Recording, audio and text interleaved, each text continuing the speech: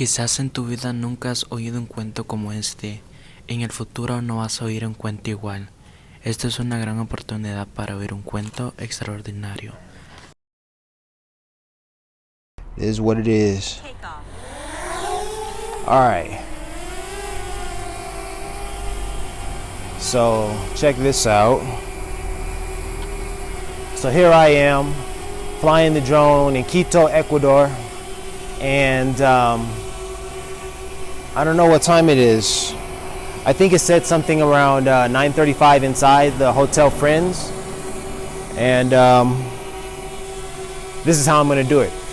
The corner where I'm gonna commandeer is just right over there. So let's fly the drone. Let's check out Quito in the morning, shall we?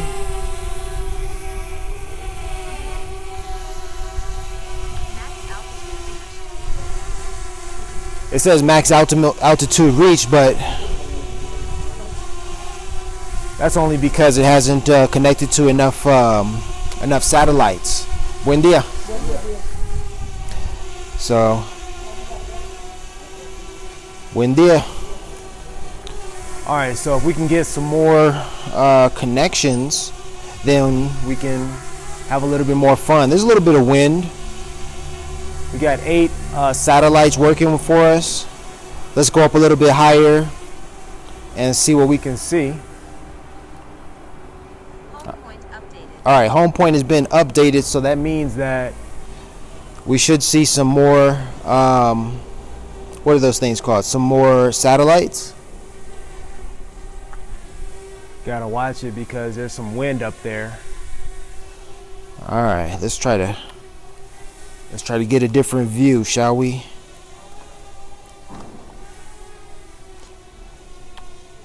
All right. All right, so we have a lot of satellites right now. 20 some odd satellites. Yeah. So here I am in view, doing my thing, right? Just checking out stuff. We're good. 23 satellites, plenty of time or what have you. So let me just let's come down and let's come forward.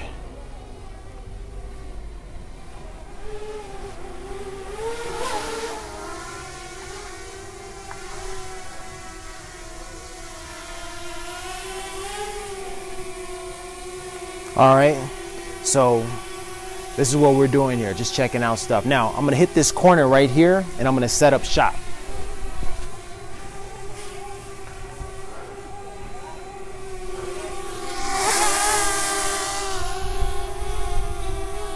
Alrighty.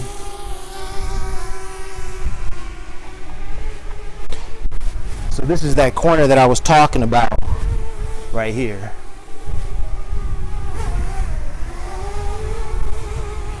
Yeah, dig.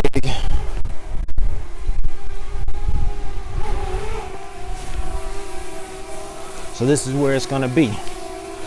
I'm gonna chill right here.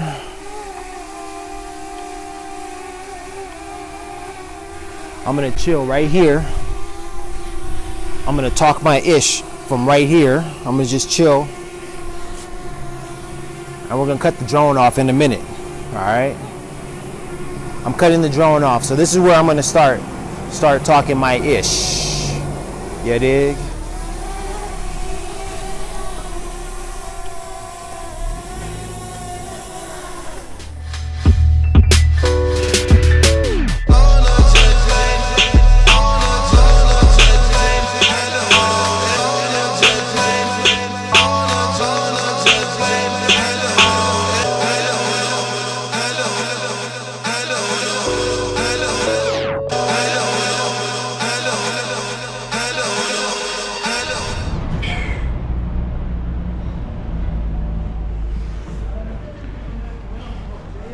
Traveling for pictures, that's whack. Wow, that is straight whack. Oh, man.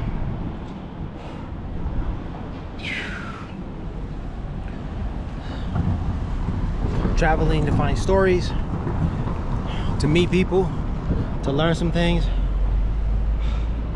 That's pretty cool.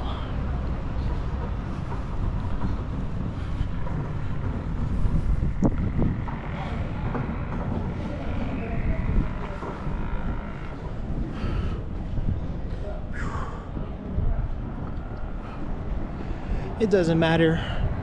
It doesn't matter, you know, what time, whether it's these days or whether it was when I was a kid.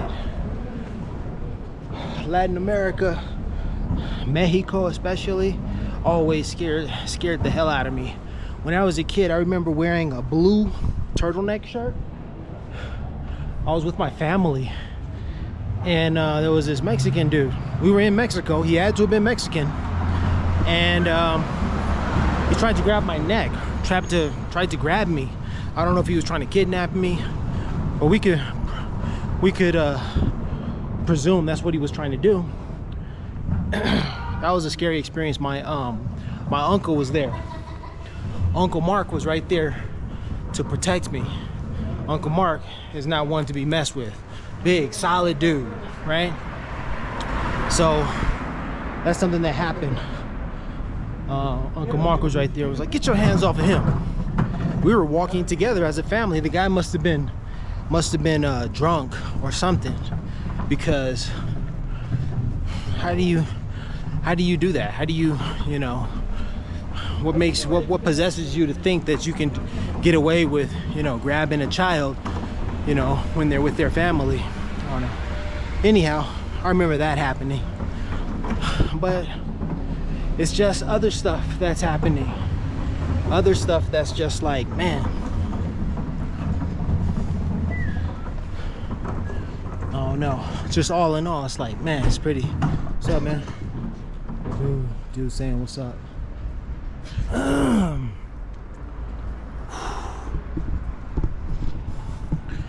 Yeah, guess I just have to find a corner and then just hang out and chill. All right. Yeah, so I should go to my corner. Forget walking around and everything. That's what you have to do. You have to just stay still. You dig? Just stay still. And I found my corner. I might as well just stay there. But I had to walk out and get something to eat. Man, that's a glorious view. Look at that view.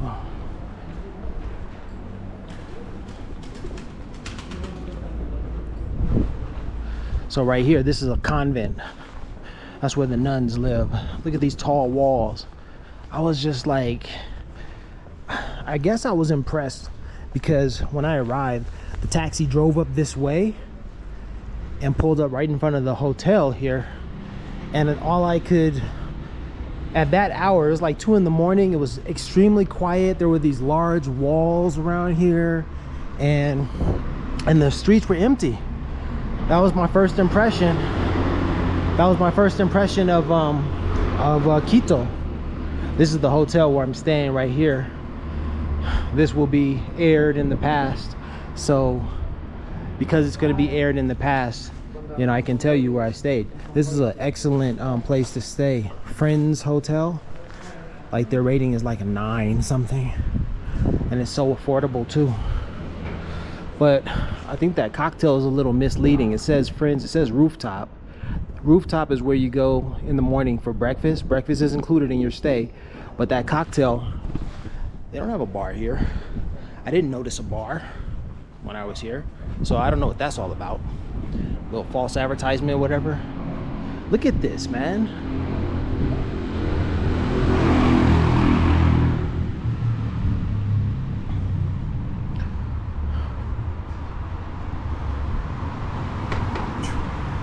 Calle de San Marcos. Oh, okay, so this is why he couldn't drive all the way through, because they have these things here. He drove in, I guess he had to reverse out. So, hola. Hola. ¿Cómo estás? Bien, mamá, todo bien. Afro-ecuadoranos. Desde Esmeraldas. Mi tía es de Esmeraldas. Sí. Que tengas un buen noche. Okay. Well, I got that little bit. This is my corner right here. That was pretty intense, pretty cool.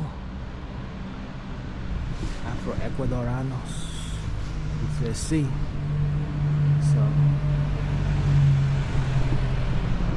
that was pretty cool. So there's some mi gente. There it is. Is it 1009? Haven't seen it all day. What's that?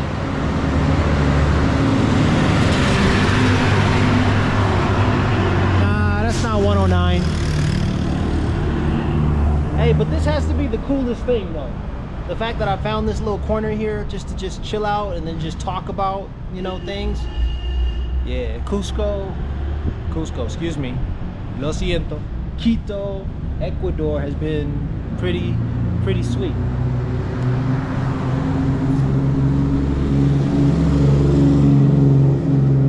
That view right there, those homes.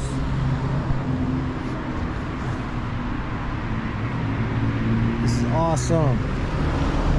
This is awesome stuff. Look at these little kids, these dudes on these bikes over here. Let me see, I'm gonna get in their way.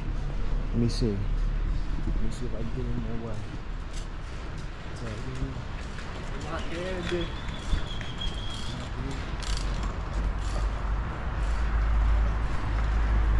Yep, just did that.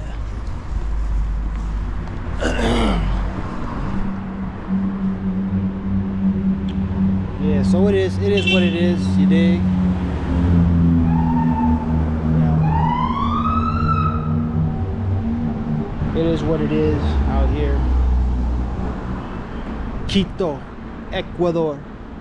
Ecuadorianos, man.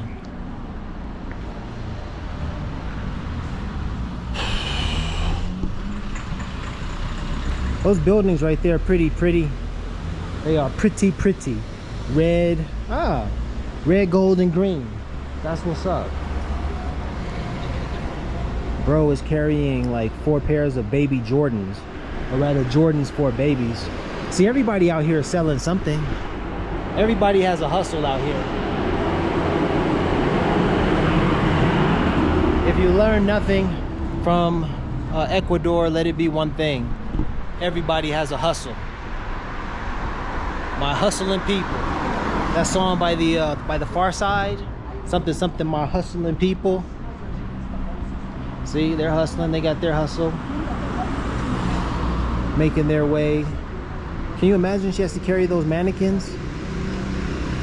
She's carrying those mannequins and that's what she sells. She sells clothes and that's what she does. You're at iSee109, but also you're at Larry's Corner in Ecuador. Let's check out Larry's Corner, right? Larry's at the corner of a monastery. No, a nunnery. I'm at the corner of a nunnery on Junin and Flores. That's my corner right there, just chilling. Don't have to go very far. Don't have to go very far indeed just to chill and just to free my mind. So yeah, because this is a big city. This is the capital city. I've said it once before, a capital city does not a country make. So what that means is when you travel somewhere, you can't just stay in the capital. You got to get out. That gentleman, another Afro-Ecuadorian.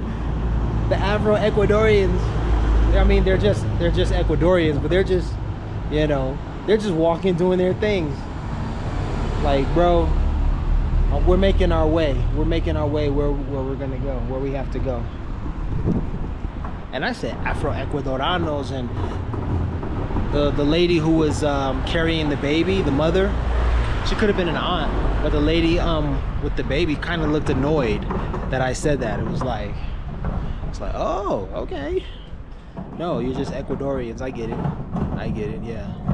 Like, I am only an American, right? Yeah, well, some things change, and you know, and then there's some people put labels on things. There's that statue way at the top there. it's always a pleasant sight to see. It's a marker, you know, reminds you where you are. Then again, we do have GPS that reminds us where we are too, so it's no biggie. Going back over here by Calle de San Marcos. So just freely thinking, freely talking. Wait a minute, was that bus 109? Did I just miss 109? Did I just miss my bus? I don't want to run, it's probably so far away. I do have it on video. I was aiming it in this direction. It's a possibility that you saw it, but I didn't see it. Can you imagine? But I mean, that moment, that was just me being where I need to be. I need to be, you know, at that corner. I really wonder if that was 109. I really do. That would just be like Cusco 109 kisses all over. Like, yes, yes, welcome, welcome to... Did I say Cusco again? Lo siento. Quito. Quito. Ecuador. I'm in Ecuador. I'm in Quito. I'm not in Peru. This is not Cusco. Man, I mean, the altitude is very similar, you know. Quito, Ecuador. That's where I am. I think they have something sweet to eat. Some sweets. They got to have something. Oh, beer. I didn't have any alcohol while I was here, and for good reason. I mean, the altitude. Who wants to drink at this altitude? I mean, unless you are acclimatized, acclimated, unless you're accustomed to this altitude. I'm not. I'm huffing and puffing, and it's rough out here for me. So I just I steered clear. I was offered some beer. Was it? Yeah, it was yesterday. Yeah, the gentleman from Chile. The gentleman from Chile was willing to share his bottle of beer with me. He was gonna pour me a cup, and I declined. Someone has to explain the culture of drinking to me, because I never learned it. Like, when you decline a drink from someone, isn't that really rude? Isn't that person saying, like, drink with me, like, sort of like die with me, like live and die with me in this moment? We will imbibe alcohol together. Isn't that what it is? And it's a, see, I'm huffing and puffing. It's an honor to be asked, and it's an honor to share a drink with someone, but isn't it a grand insult also to just like tell someone, nah, screw you in that moment, your life, your misery, you know, you're the one who's gonna die alone? Doesn't that really like suck? That's kind of how I feel. That's kind of how I interpreted it. So it is what it is, though. Yep. So, yep.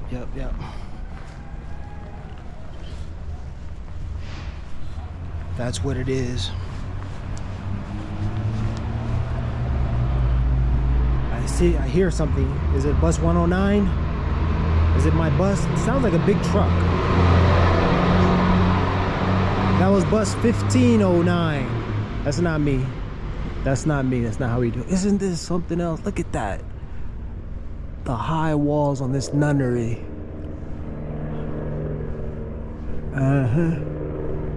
Is that enough of me rambling? Nah, I can't. I don't give myself enough opportunity to ramble. Well, you know, I ramble a lot about 109. I talk about that a lot. And for good reason. I've got to document that story. That's my testimony. That's my testimony. I've got to document that. So it is what it is. Well, I think I'm running out of things to say. Let's talk about the food here. Let's talk about the food. Just like in Cusco and in Peru, here in Ecuador, they eat cuy. I learned yesterday that cuy is not eaten in Guatemala. In Guatemala, They don't eat that. Who is it? Melina told me that. She's from Guatemala, and she was on the tour yesterday. She said they do not eat cuy. It's a pet, a mascota.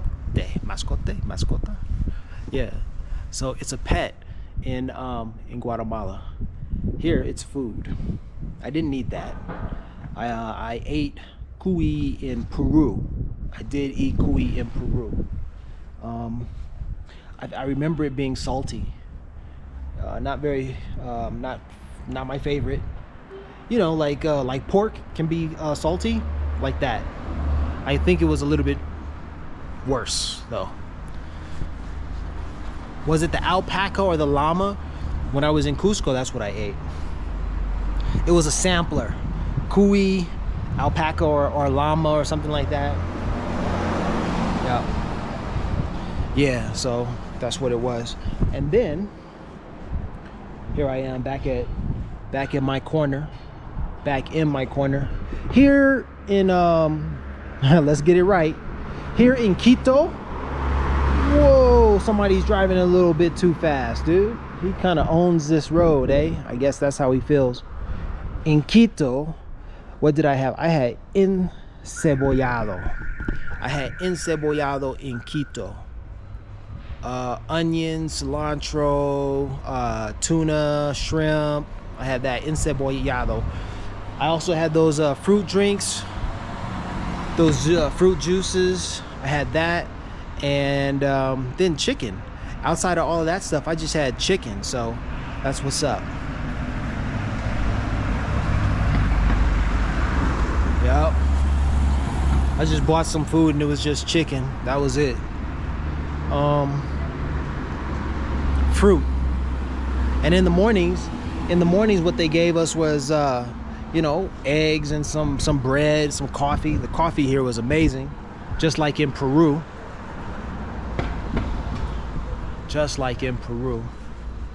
And what else? I think that's about it. That's all I ate, really. Chicken. I'll have the chicken. How'd you know I was gonna order the chicken? Come on, buddy.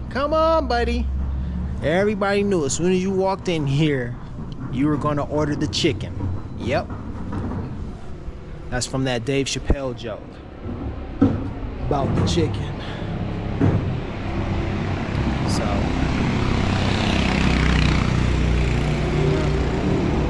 the chicken. So that's all I had here. I had chicken today. I guess I had chicken yesterday. Yeah, I had chicken the day before. So it's just been pollo-licious, an el pollo local experiencia para mí in Ecuador. Chicken.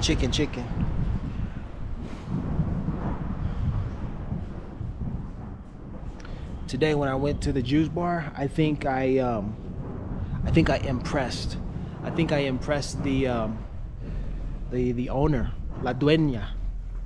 When I told her that 10-9, iSee109, when I told her that it has some significance or some correlation with the Bible, and I showed her the biblical verse, and she was like, she and her son, I think they had a look in their eyes like, whoa, because sometimes you might think, hey, someone is purely, greedy and egotistical, and they just want to do this stuff for themselves, self-promotion and all this other type of stuff. But then when there's another level to it, when there's a resonance, when there's another level to it, then it makes it even more significant, and it makes it even more meaningful, and it expands one. I'm certainly expanded, learning about, correlations and connections with 109. That's expanded my mind. And that's the same thing with, finding a biblical verse to match it. It correlates, it expands. I didn't even think of that. Didn't even know. I didn't know before, but now I've come to know these things. I drink beer and I know things. I saw that on a t-shirt one time. That was pretty funny. All right, guys, we're gonna wrap this up. I've had fun just standing out here because I haven't done this really. Well, I mean, I did it at my corner a couple of times. I've done that at my corner. I'll do this again tomorrow to wrap up my thoughts before leaving Ecuador. You know, I kind of knew that Ecuador had something special for me, and I wasn't disappointed at all. I wasn't disappointed at all. Oh, you know, I was asked by one of my former colleagues, Don Johnson. Colleague only in the sense that we worked together for, you know, a short time as English teachers. But I mean, he's ex-Marine, so I mean, colleague, well, I guess I'm honored to even call him a colleague, being that he is an ex-Marine. Same thing as with Maceo Ahmad Eldridge Cleaver. You know, Eldridge Cleaver's son. I worked with him in Saudi Arabia, and that was an honor and a privilege knowing that he was the son of a famous Black Panther leader. That was like, whew, unbelievable, right? So I guess I'll leave you with some visuals of the nunnery here on Calle de San Marcos. And then, oh yeah, I do have some drone shots. I'll throw some drone shots in too. And that's about it. That's gonna do it. All right, this is iSee109 Alfredo Sanchez. This is Alfredo Sanchez for iSee109, and I'm signing off. Wasn't there something else? Braveler, brave black traveler, BBRAVELER. Peace.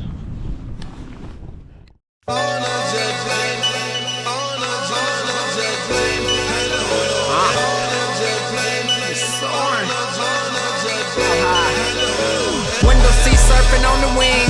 As an adolescent, I dreamed of big things. Climbed to the top of the mountain to see the scene. Petty rap don't want me to have anything. I'm the captain, no jet lag.